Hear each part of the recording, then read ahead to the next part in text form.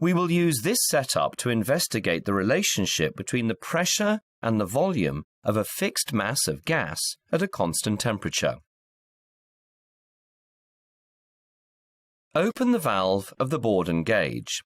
Slowly apply the foot pump to increase the air pressure inside the glass tube of the Bourdon gauge. Close the valve of the Bourdon gauge immediately after applying the foot pump.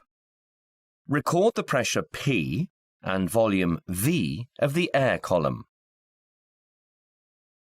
Open and close the valve quickly to obtain a new set of readings of P and V.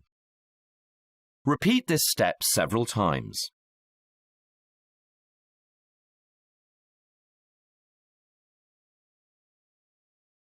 Alternatively, connect a pressure sensor to a syringe and a data logger interface.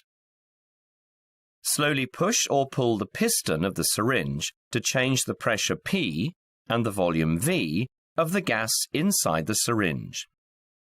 Take several sets of readings of P and V.